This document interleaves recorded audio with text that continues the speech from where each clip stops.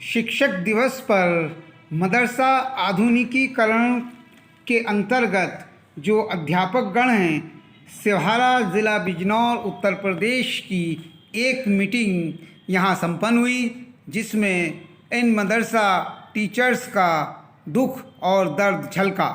जिसकी वजह थी तकरीबन 50 महीनों से इनका मानदेय या वेतन इनको नहीं मिला है, जिसकी वजह से इनका परिवार और ये स्वयं बहुत कुछ टूट चुके हैं और इस बात के लिए परेशान हैं कि वो कैसा अपने जीवन गुजारें।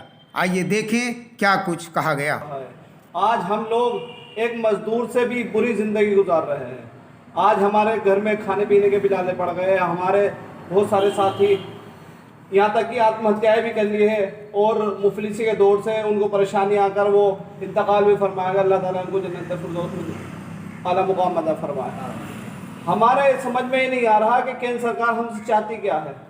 अगर आम इंसान के भी एक हफ्ता 2 हफ्ता यानी कि एक दिन भी उसका काम ना लगे, कहीं काम ना मिले, तो उसके घर में कब फाके पड़ जाते हैं। लेकिन हम लोग पिछले 4 साल से इस भुखमरी की कगार पर पहुंच चुके हैं। हम टीचर होने के बावजूद मजदूरियां कर रहे हैं, फलों के ठेले लगा रहे हैं, सब्जी बेच रहे हैं। क्या हमने इसीलिए शिक्षा हासिल की थी? क्या इसीलिए हम टीचर बने थे?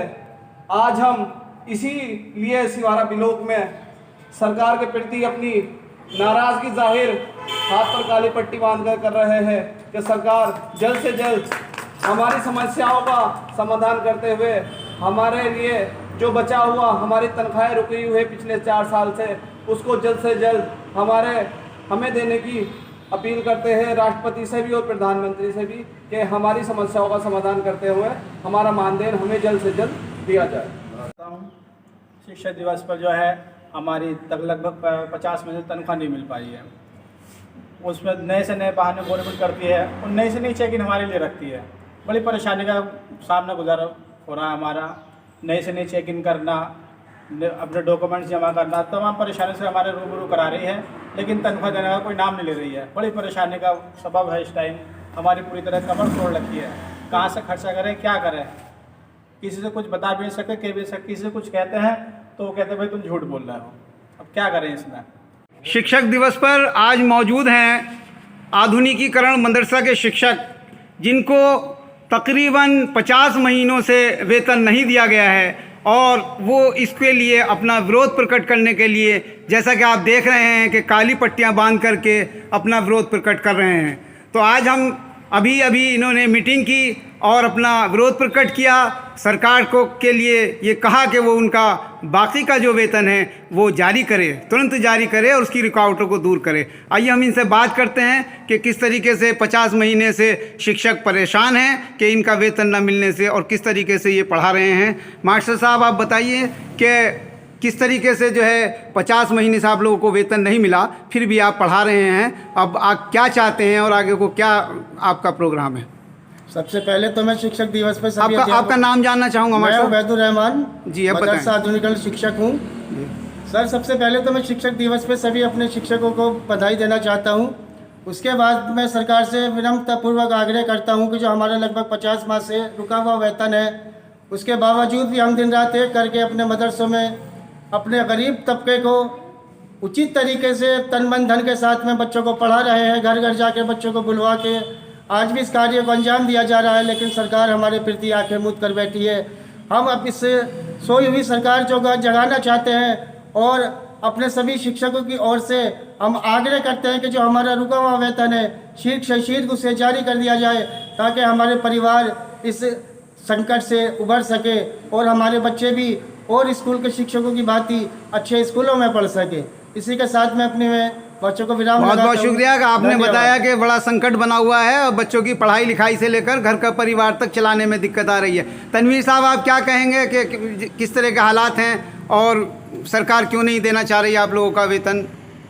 हम मदरसा शिक्षक पहले से ही टूट में चल रहे थे, लेकिन जब से लॉकडाउन और अनलॉक की प्रक्रिया शुरू हुई है, हमारे हालात बद से बदतर हो गए हैं। जहां सरकार की घोषणाएं तरह तरह की आम इंसानों के लिए हो रही है, लेकिन फिर भी मदरसा शिक्षकों को एक तो हमारा मानदेय पिछले 4 सालों से नहीं मिल रहा है और उसके बावजूद इस लॉकडाउन की मार झेलने के बाद भी हमारे लिए कोई आर्थिक पैकेज सरकार की तरफ से नहीं दिया गया है।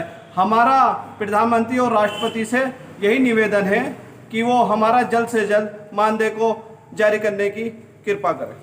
ठीक है, लॉकडाउन में कितनी परेशानियां सबने झेली, लेकिन सबसे ज़्यादा परेशानियां इन आधुनिकीकरण के मदरसा शिक्षकों ने झेली। और ये हमारे मास्टर साहब हैं, बताएं कि आपको क्या क्या परेशानियां पड़ी और अब कैसे आप अपना गुजारा चला रहे हैं या किस तरह से काम कर रहे हैं, बताएं। आपका नाम जी? मेरा नाम रिजवान अहमद है। जी रिजवान साहब बताएं जी। देखिए परेशानी तो काफ़ी पड़ी है जी।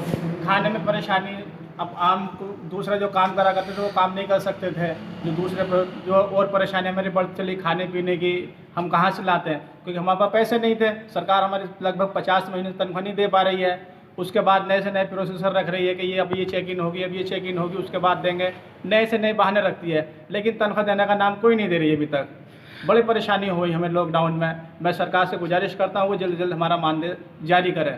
जैसा कि उन्होंने बताया कि परेशानियां ही परेशानियां बढ़ती जा रही हैं और ज़िले पर और इधर उधर जो है ज़्यादा दिक्कतें पैदा की जा रही हैं। यहाँ तक कि अगर थोड़ा सा राज्यांश भी आता है तो उसमें भी जांच और जांच पर जांच बिठाई जाती है और अभी भी ज़िले पर जांच हो रही है और मुश्किल से एक आध माह का जो राज्यांश आता है वो भी इनको नहीं दिया जा रहा है। मास्टर साहब आप बताएं क्या परेशानियाँ आ रही हैं अपने नाम के साथ, ताकि सब लोग जान सकें। मुस्तकीम अहमद, एक आधुनिक शिक्षक मदरसा आधुनिकरण में।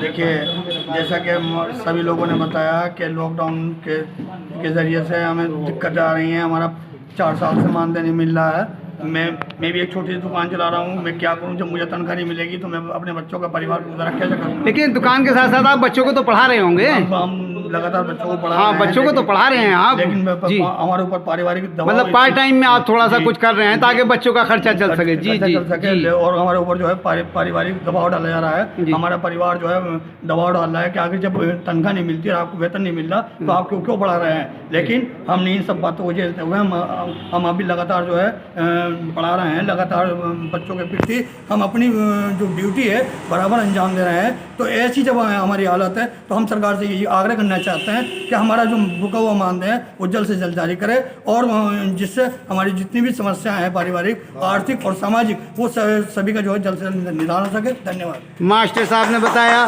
कि परेशानियां इतनी बढ़ गई हैं कि अब मेहनत मजदूरी का नंबर आ गया है और बच्चों को पढ़ाते हुए इनको पार्ट टाइम काम करना पड़ रहा है और पार्ट टाइम से भी बच्चों का गुजारा नहीं चल रहा। 50 महीनों का वेतन कोई कम अहमियत नहीं रखता और ये लोग इस कंडीशन में आ गए हैं कि किसी तरीके से अब कोई दूसरा रोज़गार करें, बच्चों को पढ़ाएं या ना पढ़ाएं। लेकिन अभी तक इनकी हिम्मत को दाद देना होगा कि इन्होंने अभी तक इतनी सारी परेशानियां, कोविड-19 की परेशानियां, लॉकडाउन की परेशानियां झेलते हुए भी बच्चों को तालीम देने का काम नहीं छोड़ा है और सरकार से यही उम्मीद है कि इनका वेतन जारी करेगी, सरकार इंसाफ करेगी और इस नाइंसाफ़ी को दूर करके इनके वेतन को तुरंत रिलीज़ करेगी और इनके परिवार की तरफ भी देखेगी और इनकी तालीम देने के जज्बे को भी सलाम करेगी। इसी मदरसा शिक्षक जिंदाबाद, मदरसा शिक्षक जिंदाबाद। हमारा वेतन जारी करो, हमारा वेतन जारी करो, हमारा वेतन जारी करो। शिक्षक एकता जिंदाबाद।